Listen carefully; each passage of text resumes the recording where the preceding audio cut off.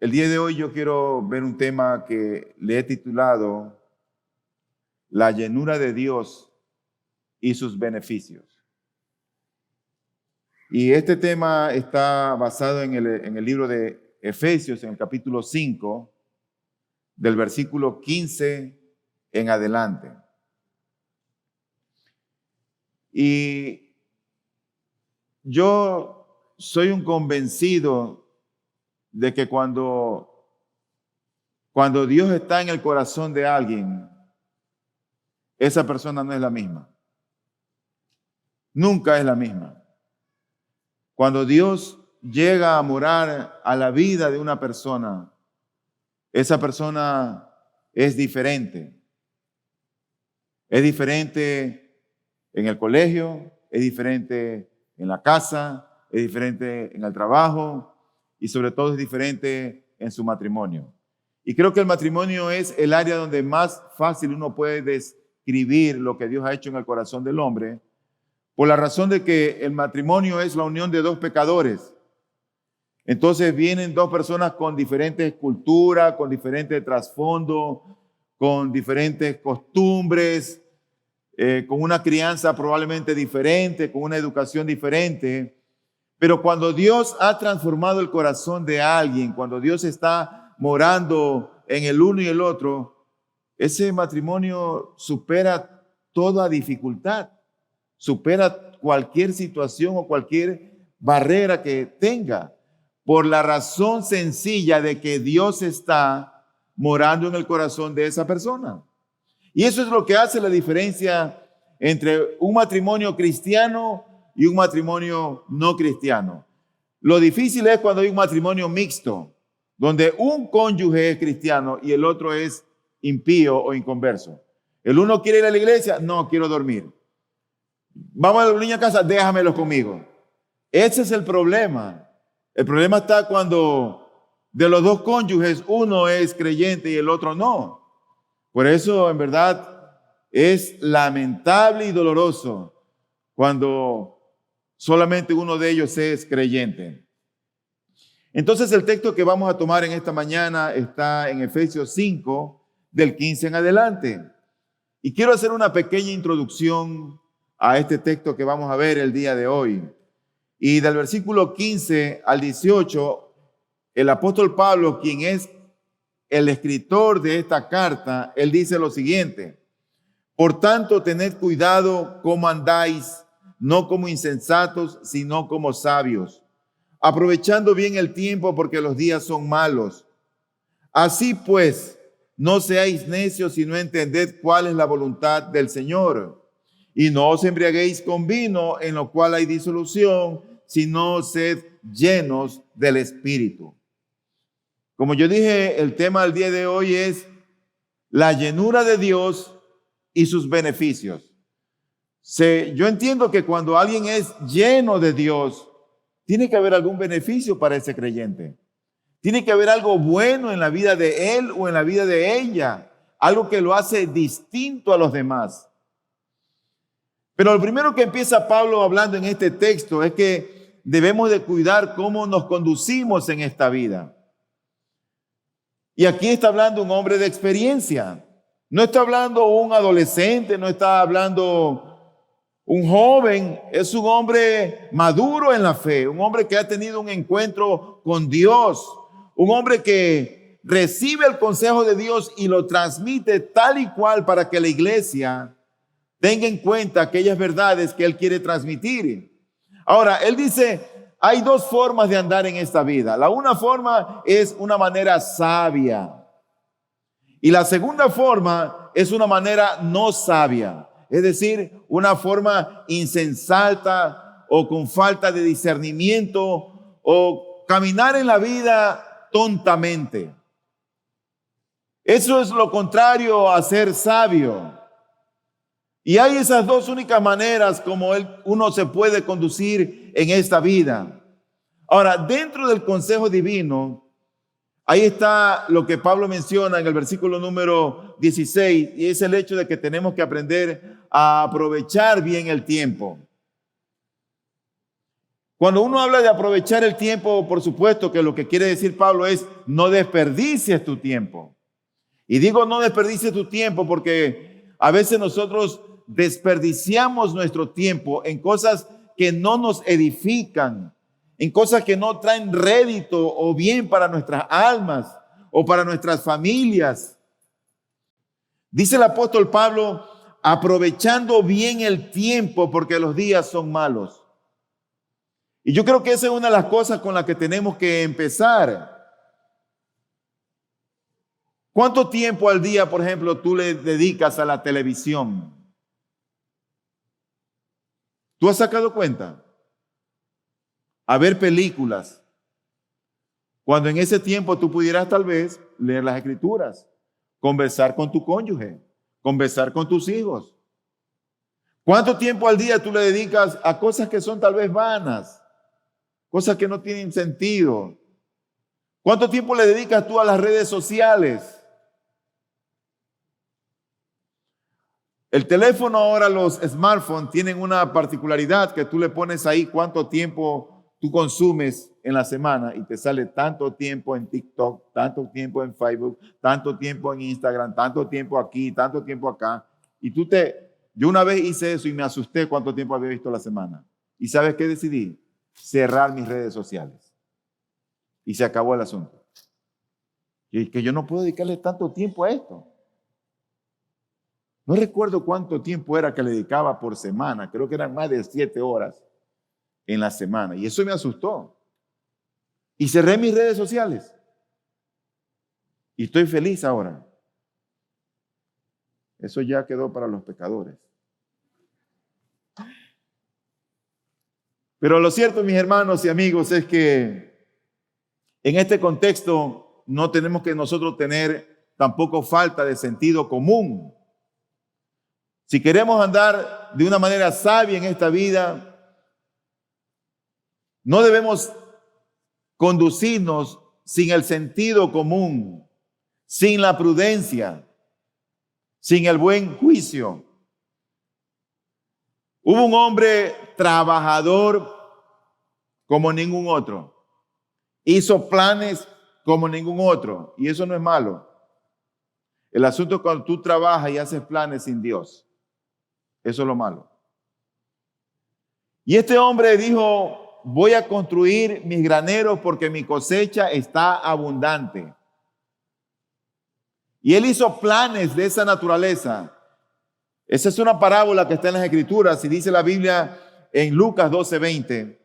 Pero Dios le dijo, necio, esta misma noche te reclaman el alma y ahora, ¿para quién será lo que has provisto? Yo creo que a veces nos esforzamos y dedicamos tanto tiempo a algo y descuidamos nuestra propia alma. Ese era el problema de este hombre. Él se había dedicado a trabajar. Y el Señor, que está viendo otra cosa en nosotros, le dijo, esta noche vienen por tu alma. Porque a veces estamos como más centrados en cosas que no es que son malas en sí, pero que en verdad destruyen o descuidamos nuestras almas.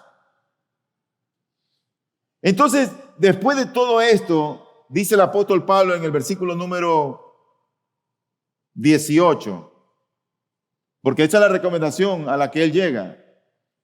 Dice, sean llenos de Dios, sean llenos del Espíritu Santo. Acuérdate que aquí Pablo le está escribiendo a una iglesia, está escribiendo a un grupo de hermanos, está escribiendo a cristianos, no le está escribiendo al mundo. Y yo creo que todo cristiano debe procurar, debe buscar, debe anhelar, Señor, lléname de ti. Quiero que tú me llenes. Quiero que mi vida sea diferente, que mi matrimonio sea diferente, que mi relación contigo sea diferente.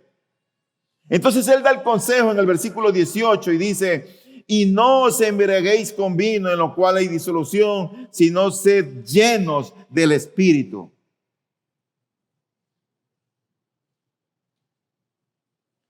La pregunta es, ¿cómo es que podemos ser llenos del Espíritu Santo de Dios? Porque de pronto es fácil decirlo. ¿Cómo es que podemos ser llenos de Dios? Si tú vas a la Biblia no te da instrucciones detalladas y te dice, mira, haz esto y después del punto A vas al B y después del B vas al C y después del C vas al D. Y a pesar de que no nos da instrucciones detalladas de cómo ser llenos de Dios, sí nos da algunas pistas.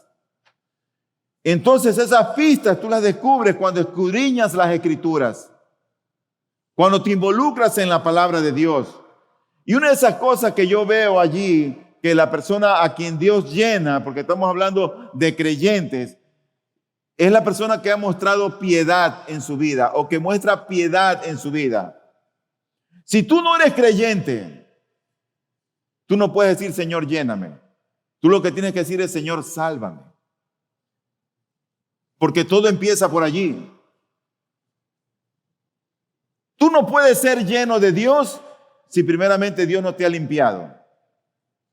Cuando Dios ya te ha limpiado, entonces tú puedes decir, Señor, lléname. Pero mientras tú no seas limpio por la sangre preciosa del Cordero de Dios, mientras Él no te haya en verdad limpiado de tus pecados, tú no vas a ser lleno de Dios.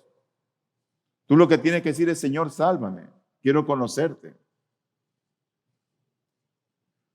Por eso es que importa la piedad. Mira, habían dos primas que estaban embarazadas. La una estaba embarazada y las dos estaban embarazadas de dos hombres importantes. El uno más importante que el otro. La una se llamaba María, la otra se llamaba Elizabeth. María estaba embarazada de Jesús y Elizabeth estaba embarazada de Juan. Eran primas ellas o parientas. Lo cierto es que en una oportunidad María va a visitar a Elizabeth y cuando la saluda María, quien tenía a Jesús en su vientre, ocurre algo en la vida de Elizabeth. El muchacho que estaba en el vientre de Elizabeth salta, da un brinco. La madre lo sintió. Tenía apenas 6 meses de embarazo. Y esta mujer empieza a hablar y a decir cosas que quedaron registradas en las Escrituras.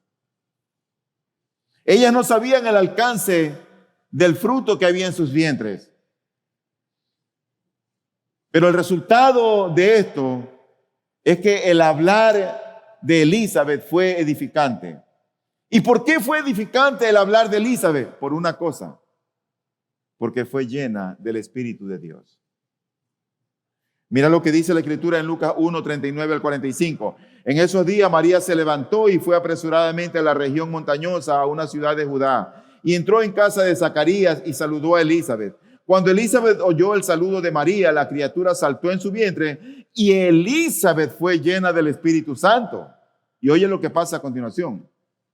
Y exclamó a gran voz, bendita tú entre las mujeres y bendito el fruto de tu vientre. ¿Por qué me ha acontecido esto a mí, que la madre de mi Señor venga a mí? Porque apenas la voz de tu saludo llegó a mis oídos, la criatura saltó de gozo en mi vientre. Y bienaventurada la que creyó que tendrá cumplimiento lo que le fue dicho de parte del Señor. Esta mujer, después que fue llena del Espíritu de Dios, es que habló. Sus palabras quedaron registradas a causa de la llenura de Dios que hubo en el corazón de ella. Ahora, ¿por qué fue llena del Espíritu Santo Elizabeth? ¿Quién era Elizabeth?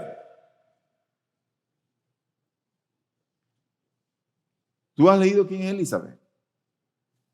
Te voy a mostrar quién es Elizabeth por las Escrituras.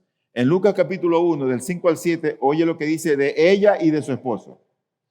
Hubo en los días de Herodes, rey de Judea, cierto sacerdote llamado Zacarías, del grupo de Abías, que tenía por mujer una de las hijas de Aarón, que se llamaba Elizabeth. Ambos, o sea, el esposo y ella, eran justos delante de Dios y se conducían intachablemente en todos los mandamientos y preceptos del Señor. No tenían hijos porque Elizabeth era estéril y ambos eran de edad avanzada.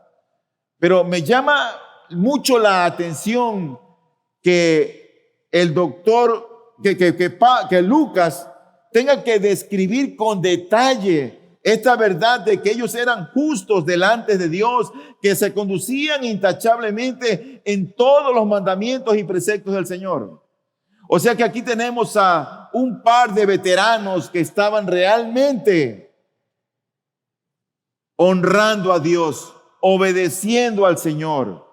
Estos eran cristianos.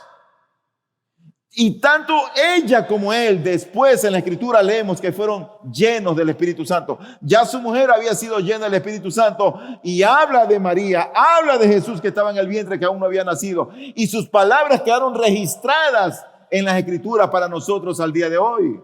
Pero la consecuencia fue que estaban llenos de Dios. El esposo de Elizabeth, Zacarías, ocurre que había quedado mudo, literalmente mudo, a causa de su incredulidad ante el mensajero de Dios, un ángel en el templo. Él era un hombre santo, era temeroso de Dios, pero no era perfecto. Así que cuando el ángel se le aparece y le habla, él, ¿cómo sabrá esto? Te vas a quedar mudo para que sepas que eso es verdad.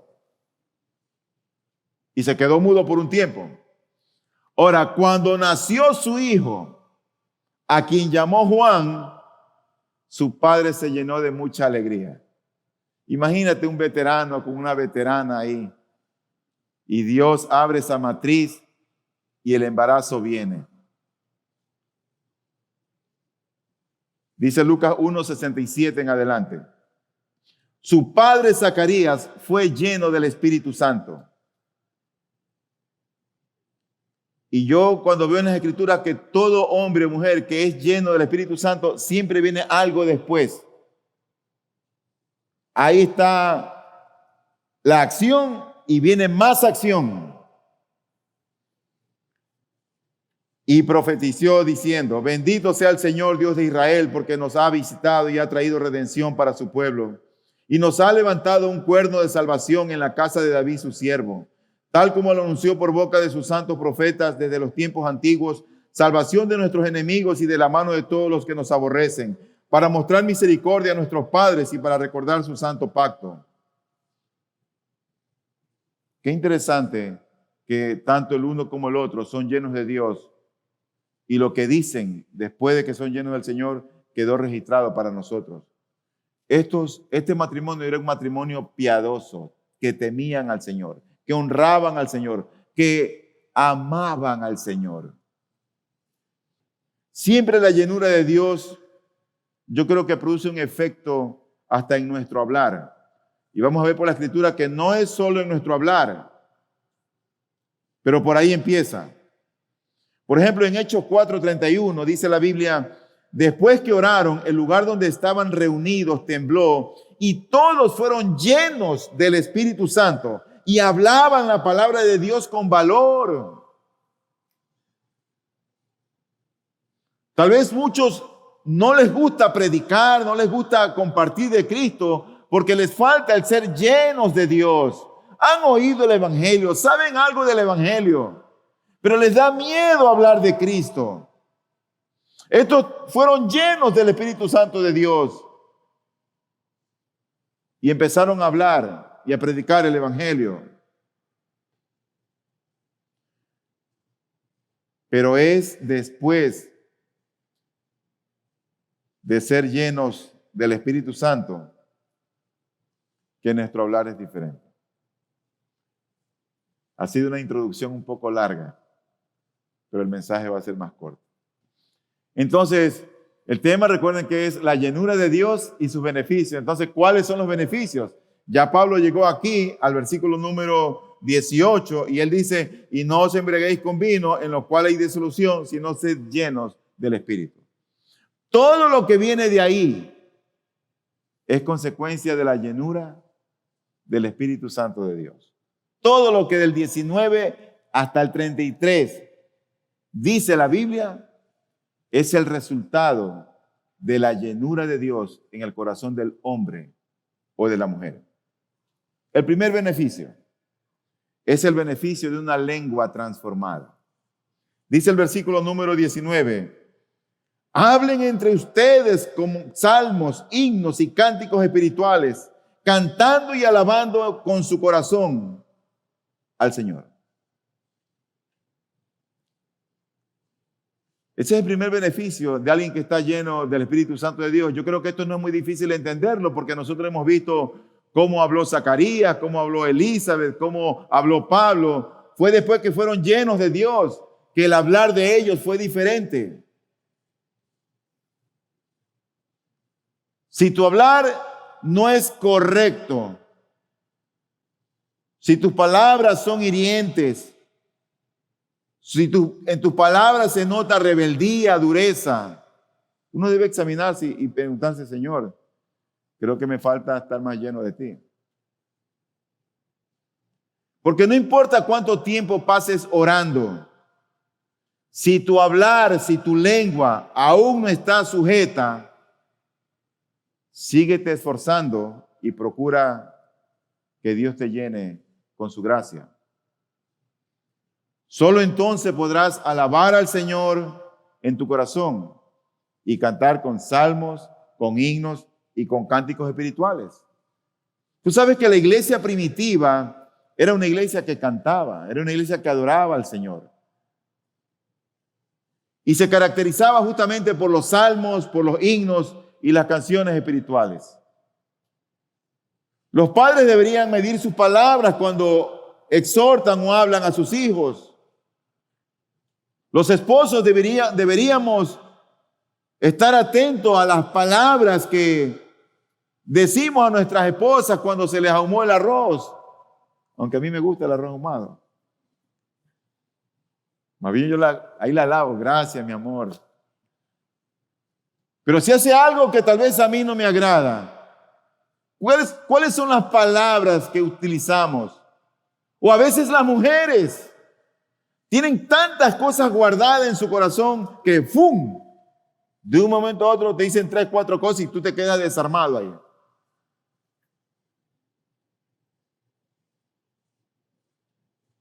Tu hablar con rudeza o con dureza no trae gloria a Dios, no muestra a Cristo y es causa de tristeza.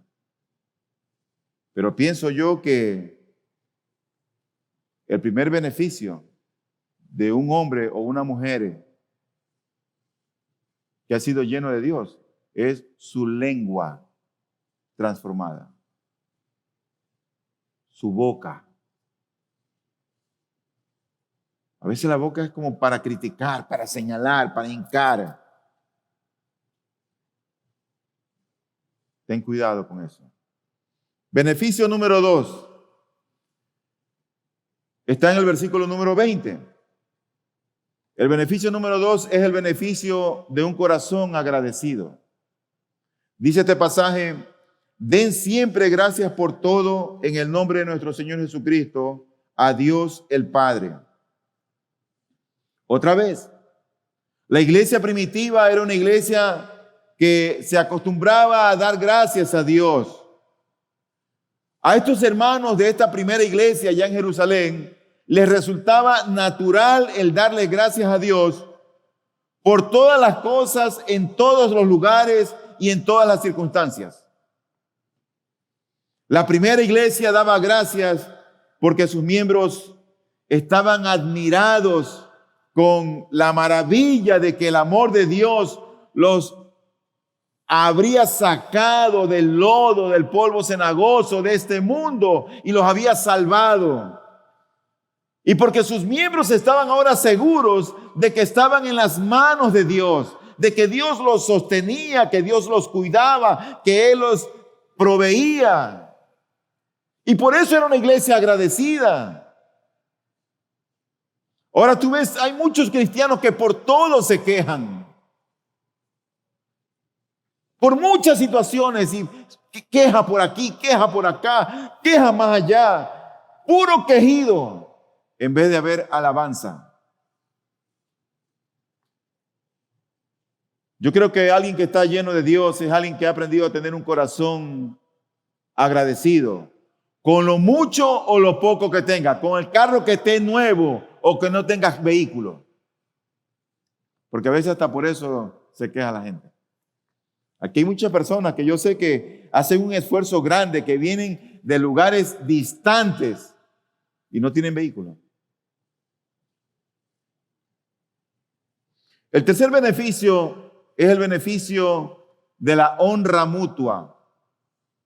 Recuerda que todos estos beneficios que el cristiano tiene es la consecuencia de algo. No es que ahí está, no. Es la consecuencia de alguien que está a tono con Dios. Es la consecuencia de alguien que está lleno de Dios, que está, mira, empatado con Dios. No es suficiente venir a la iglesia. No pienses con que venir a la iglesia tú te sientas y ya cumplí. No. Nosotros no creemos eso aquí.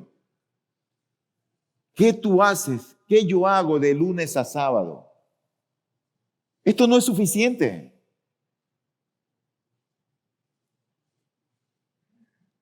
Pero el tercer beneficio es el beneficio de la honra mutua. Dice el versículo número 21. Sométanse unos a otros en el temor del Señor. Este pasaje me va a dar pie, o es la introducción para el cuarto punto con el cual voy a terminar el sermón. El sometimiento. Sométanse unos a otros en el temor de Cristo. Mira, en esta iglesia de Jerusalén, la primera iglesia, los miembros de la iglesia se respetaban y se honraban mutuamente unos a otros. Y Pablo dice que la razón de este mutuo honor y respeto era que lo que ellos hacían, lo hacían en el temor a Dios.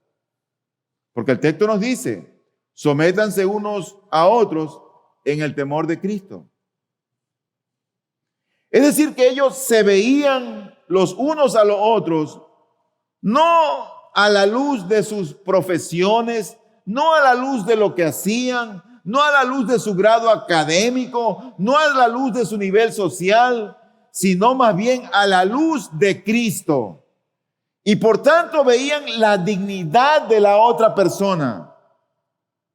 Esa persona allá, pobre, miserable, que vive distante, decían ellos, Dios lo salvó y es mi hermano en Cristo. Ahora en las iglesias, la sociedad de jóvenes, la sociedad de damas, la sociedad de caballeros, y han dividido a la iglesia. Cuando la iglesia, creo yo, que debe estar reunida y junto, así como estamos hoy día, los adultos con los niños a tu lado en sujeción, aprendiendo.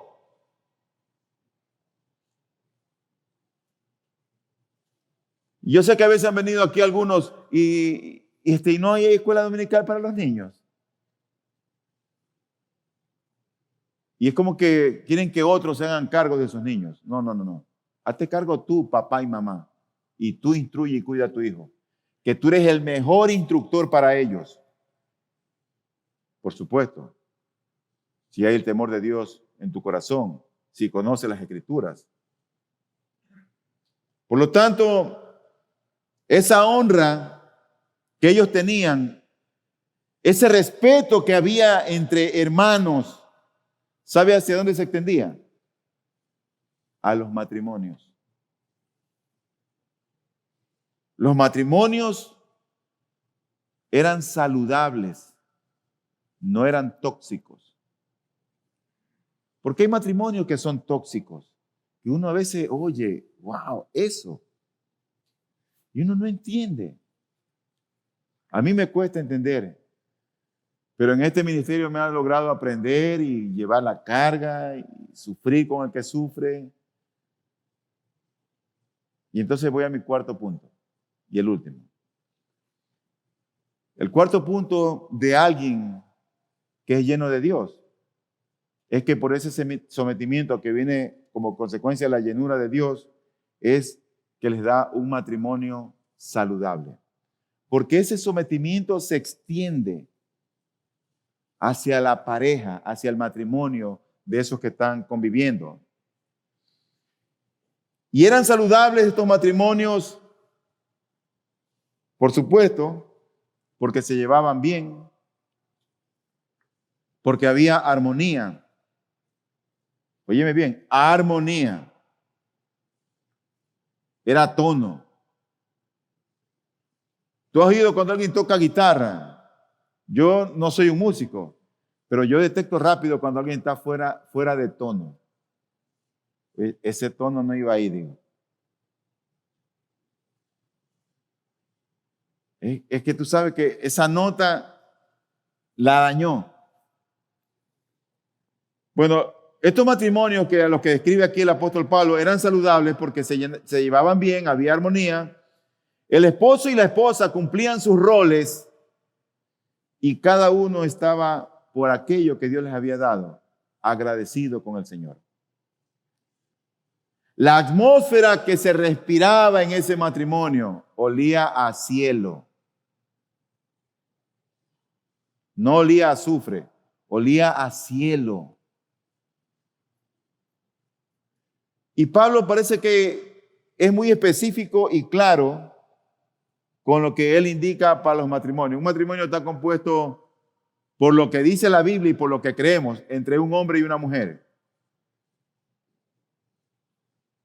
Entonces Pablo da instrucciones para las mujeres y Pablo luego da instrucciones para los hombres. ¿Y qué les dice Pablo o Dios a las mujeres? Versículo 22 al 24 de Efesios 5. Las mujeres estén sometidas a sus propios maridos como al Señor, porque el marido es cabeza de la mujer, así como Cristo es cabeza de la iglesia, siendo el mismo el Salvador del cuerpo. Pero así como la iglesia está sujeta a Cristo, también las mujeres deben estarlo a sus maridos en todo. ¿Sabes qué me llama la atención de este pasaje? Que cuando Dios se dirige a las mujeres es que le dice Dios, mira, sométete a tu marido, mira, es que él es la cabeza tuya. Y le dice, mira, la iglesia se somete a Cristo. Y de alguna manera misericordiosa, el apóstol Pablo está dando instrucciones, está dando indicaciones, está explicándole por qué se tienen que someter las mujeres a sus maridos. La palabra que se utiliza aquí como someter es la palabra upotazo, que es una palabra de acción militar que quiere decir estar debajo de alguien. Pero ese estar debajo no significa inferioridad. Simplemente significa una posición. Es como cuando tú ves en una escuela, la profesora no es más importante que la directora y la directora no es más importante que el alumno. Todos son allí importantes. Tienen roles diferentes, funciones diferentes. En el matrimonio es igual. Pero me llama la atención que es a la mujer que le da explicación. Dios pudo haber dicho aquí, mire, la mujer sométase a su marido, punto. Y más nada. Pero él dice aquí, porque el marido es cabeza de la mujer, así como Cristo es cabeza de la iglesia, siendo él mismo el Salvador del cuerpo. Pero así como la iglesia está sujeta a Cristo, también las mujeres deben estarlo a su marido en todo. En cambio, cuando le va al marido, no le dice eso. Ama a tu mujer. Y dice luego qué es lo que tiene que hacer el hombre. Entonces, ¿en qué circunstancias es que el apóstol Pablo escribió este pasaje? Bueno, ocurre que cuando Pablo escribió este pasaje, los judíos tenían una opinión muy baja de las mujeres. En la oración de la mañana se incluía en los judíos una frase en la que el varón daba gracias a Dios por no haberle hecho un gentil, por no haberle hecho un esclavo y por no haberlo hecho mujer. Así oraban ellos. Para la ley judía, una mujer no era una persona, sino una cosa. Era un objeto para ser usado. Ellas no tenían derechos legales. Era posesión absoluta de su marido. Y el marido podía hacer con ella lo que quisiera. Ese era el ambiente en el tiempo que fue escrito esta palabra. Por eso que en los días de Pablo el divorcio se había generalizado de una manera trágica. Y hablando en general, el marido bajo la ley judía podía divorciarse de su mujer por cualquier cosa o por cualquier razón que él encontraba para él justificada. Pero en cambio la esposa no podía divorciarse de su marido por ninguna razón. Por eso es que las jóvenes judías en aquel tiempo se negaban a casarse, ya que su posición como esposa era incierta. No querían casarse. Así es la historia del pueblo de Dios. Pero en este precioso pasaje, Pablo no está exponiendo ideas que todo el mundo en ese tiempo podía aceptar, porque el clima que se vivía a nivel de los matrimonios era complicado. Y él estaba llamando a las personas a una nueva pureza y a una nueva relación en su vida matrimonial. Así era como vivía el mundo, pero es lo que decía: ustedes son cristianos, ustedes son hijos de Dios, ustedes están llenos del Espíritu Santo de Dios. Si ustedes se aman, si se respetan, si Cristo está en ustedes, el matrimonio de ustedes va a ser el cielo en la tierra. Eso era lo que decía Pablo. No importa cómo esté el mundo. Por eso que en Efesios nosotros encontramos la auténtica enseñanza del matrimonio. ¿Y cuál es la auténtica enseñanza del matrimonio? Bueno, que el matrimonio cristiano es la relación más preciosa que debe haber en esta vida, cuyo único paralelo es la relación entre Cristo y su iglesia. Tanto así compara Dios la relación matrimonial entre Cristo y la iglesia.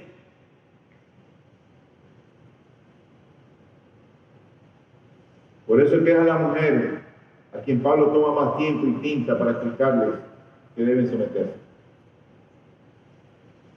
Y la mujer yo creo que hace bien en someterse a su esposo. Dice yo que el hombre es la cabeza del matrimonio, es el líder del hogar, es el que tiene que conducir a su esposa, a sus hijos, es el que tiene que tomar las riendas de esa familia. Es decir, esto es lo que vamos a hacer esta semana. A tal día nos reunimos a leer las escrituras.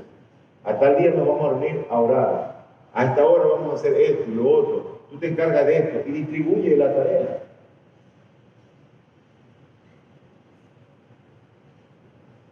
Pero así como Pablo le da un consejo a las mujeres, Pablo también le da un consejo a los hombres. Finalmente, Pablo le habla a los hombres, y a los hombres no le da muchos detalles del por qué, pero sí le dice a los hombres qué tienen que hacer, qué tenemos que hacer. Por lo tanto, mira que la base o el fundamento del liderazgo del esposo no está en ser realmente cabeza. La base del liderazgo del esposo, te voy a decir qué es el amor. Uno es líder con la base del amor. Porque si tú eres líder y no tienes amor, eres un dictador. Si eres líder y no tienes amor, entonces eres realmente un tirano.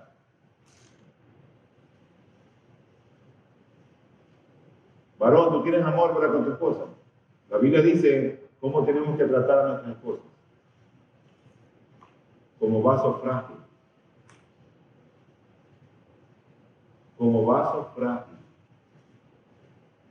¿La estás tratando así? Esta semana abrazaste a tu esposa. Porque es una forma de considerar a tu esposa. Le dijiste te amo. O por lo menos le llevaste un chicle.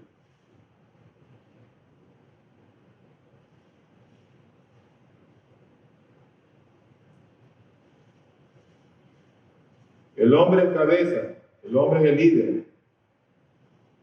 Y cuando el hombre es cabeza y líder bajo el fundamento del amor, esa mujer va a estar gozosamente subordinada al esposo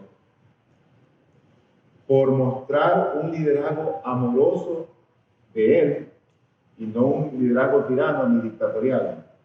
En otras palabras, esa es una relación, ¿sabes qué? Repleta de amor.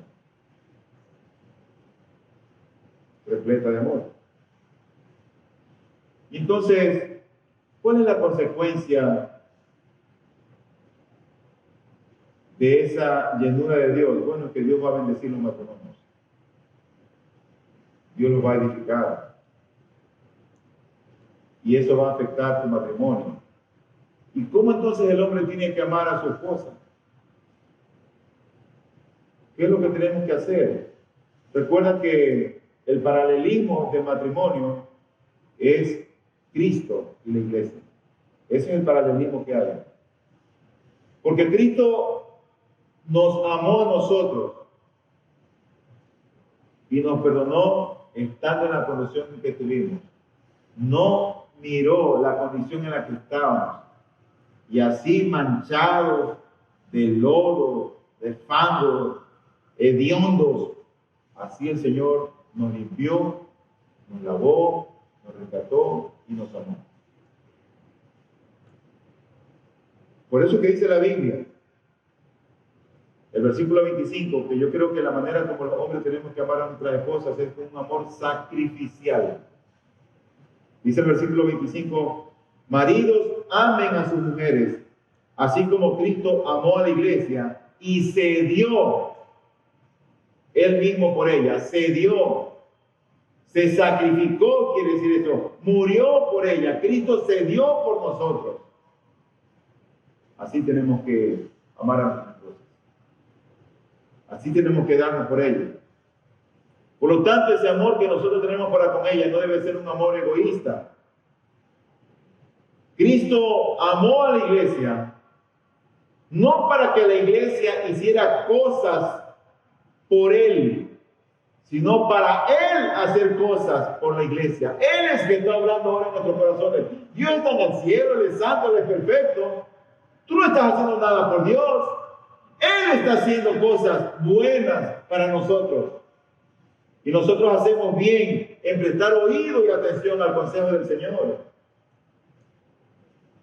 El amor de Cristo por su iglesia fue un amor sacrificial. No fue un amor egoísta, pensando en nosotros mismos. Mi confort, mi descanso, mi carro, mi cama, mi tiempo.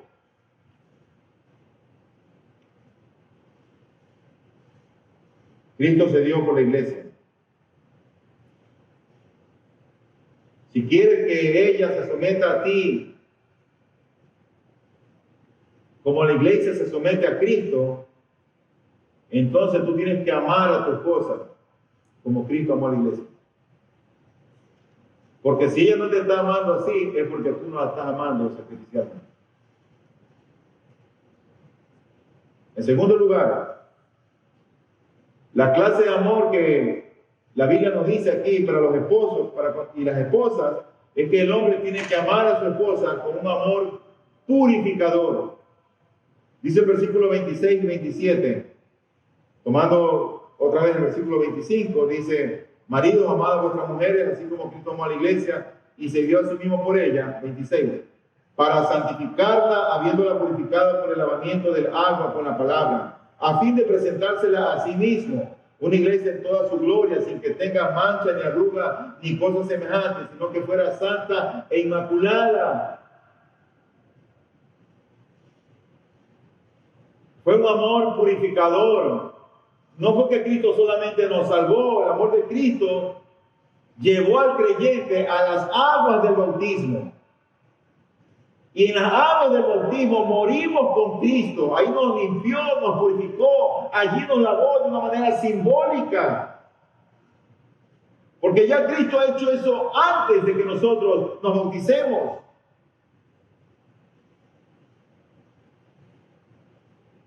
Fue un amor purificador el de Cristo por su iglesia. Él nos lavó.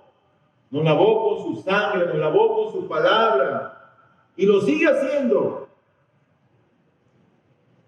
En el matrimonio, como cabeza, el hombre, debemos de continuar con la obra que Cristo empezó. ¿Cómo lo hacemos? Instruye a tu esposa con la palabra del Señor. ¿Estás tomando tiempo para enseñarle las escrituras a ella? ¿O solamente dice, vamos a la iglesia? El pastor predica. ¿Qué tú haces de lunes a sábado, hombre, con ella, con el corazón de ella? ¿Lo estás pastoreando? ¿La estás instruyendo? ¿Estás compartiendo la palabra del Señor? Acuérdate que Cristo hizo eso por su iglesia. Cristo ha hecho eso por nosotros. Y tú y yo tenemos que amar a nuestras esposas como Cristo ha amado a su iglesia. Instrúyela. Enséñale. Estudien juntos la palabra. Déjala que ella opine. Mira dónde está su corazón. Óyela a ver qué opina de estos textos. ¿Qué estás haciendo con el corazón de ella, hombre?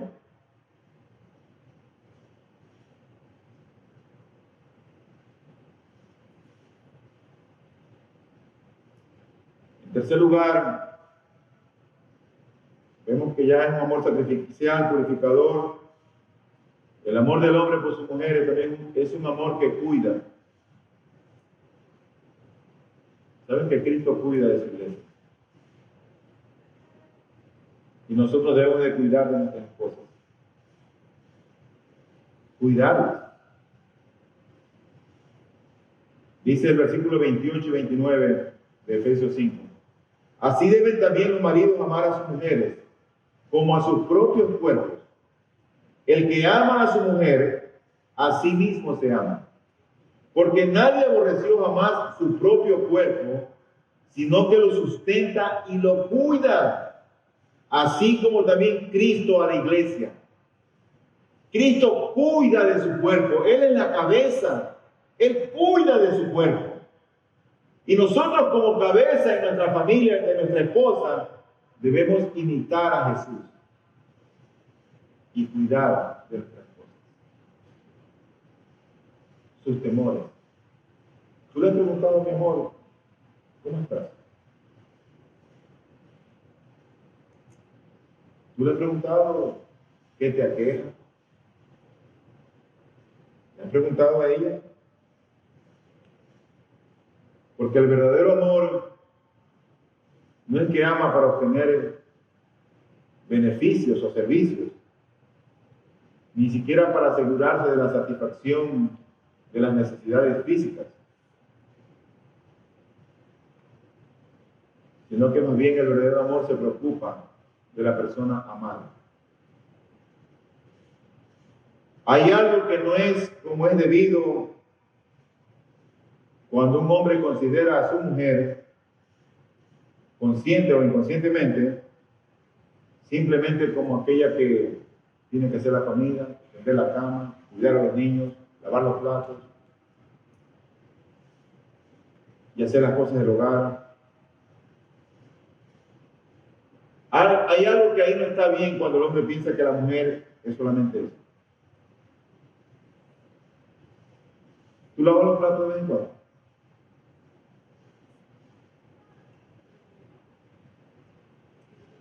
Finalmente, ese amor del hombre para con la mujer es un amor inquebrantable. Inquebrantable. Un amor sacrificial, purificador, un amor que cuida y finalmente inquebrantable. Versículos 30 y 31. Porque somos miembros de su cuerpo, por esto el hombre dejará a su padre y a su madre y se unirá a su mujer, y los dos serán una sola carne. En nuestra cultura latina, en nuestra cultura de mamita, hay hombres que a veces no quieren desprenderse de su mamita. Como que si Dios la unión es con ellas. ¿Sabes? La unión del hombre de la cabeza es con su mujer, no es con su mamita. Y también lo contrario es verdad. Porque tanto el hombre como la mujer dejan padre y madre. Los dos se unen. Y la traducción correcta es que se funden. Llegan a ser un alma, un solo cuerpo. Cuando a ella le duele algo, a mí me tiene que doler. Cuando ella está preocupada por algo, a mí me tiene que preocupar. Porque somos uno solo. No es que ella está por su cuenta y yo por la mía. A no ser que uno sea creyente y el otro no. Eso es distinto. Pero el texto es muy claro. Y por este amor un hombre deja a su padre y a su madre y se funde con su mujer. Son una sola carne. Ambos llegan a ser una sola carne. Él está unido a ella, como los miembros del cuerpo están unidos entre sí. Por eso es que ese amor es inquebrantable. Y el separarse de ella sería para él como el desgarrar los miembros de su cuerpo. Porque si yo estoy unido con ella, si soy uno con ella, yo me separo de ella. Yo es como que estoy desgarrando los miembros del cuerpo. Por eso no dejes a tu mujer. Eso es pecado. Soluciona los problemas. Habla con ella. Busca un consejero bíblico que te hable la verdad, aunque no te guste. Hay muchos matrimonios que son un caos, que tienen conflictos serios. Pero gloria a Dios que tenemos la palabra del Señor. Y gloria a Dios que tenemos a nuestro Dios. Y gloria a Dios que estamos vivos, porque mientras estemos vivos hay esperanza de solucionar, de arreglar, de poner nuestras posturas y hacer lo que tenemos que hacer para gloria del Señor.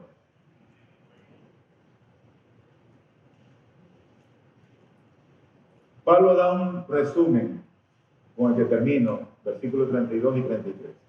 Y él dice así: grande es este misterio. ¿Qué misterio? Bueno, ocurre que este era un misterio que antes no se entendía. Los del Antiguo Testamento no entendían el asunto del matrimonio. ¿Saben cuándo se llegó a entender bien? Cuando Cristo vino, murió y se entregó por su iglesia. Ahí entendieron. Por eso era un misterio, pero ahora eso ya no era misterio, ahora eso era ya conocido. Ya el misterio había sido develado. Grande es este misterio, pero hablo con referencia a Cristo y a la iglesia. En el contexto del matrimonio está este pasaje. En todo caso, cada uno de ustedes ame también a su mujer como a sí mismo y que la mujer respete a su marido. Ahí está. El uno tiene que amar, el otro tiene que respetarse. Pero el sometimiento es mutuo. Por lo tanto, el matrimonio es un reflejo del amor de Cristo por su iglesia.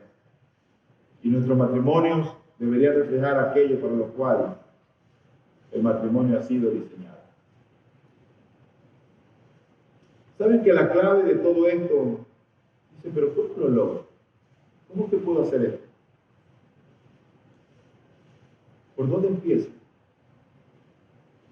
Bueno, si tú eres creyente, ya tienes una ventaja.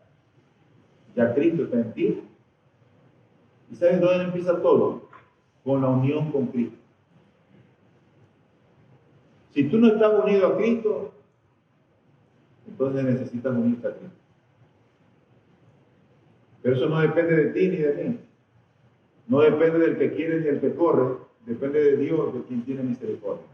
Pero el hecho de que tú estés aquí, en esta mañana, yo creo que ya es parte de la misericordia que Dios tiene para contigo. Por lo tanto, yo creo que todo empieza con la unión con Cristo. Por ahí empieza todo. Él es la vid verdadera. Nosotros somos las ramas, los pámpanos. Y las ramas están unidas a la vid verdadera. Dice la Escritura en Romanos 6:5, porque si hemos sido unidos, unión, a Él en la semejanza de su muerte, ciertamente lo seremos también en la semejanza de su resurrección. Y más adelante, en Romanos 7:4, por tanto, hermanos míos, también a vosotros se os hizo morir a la ley por medio del cuerpo de Cristo, para que seáis unidos a otro, a aquel que resucitó de entre los muertos, a fin de que llevemos fruto para Dios. Para Dios. O sea, todo empieza, ¿sabe dónde? Con la unión con Cristo. Si tú no te has unido a Cristo, yo en esta mañana voy a orar para que Dios te conceda que en su tiempo Él te una a su reino, a su cuerpo, a su religión. Vamos a orar.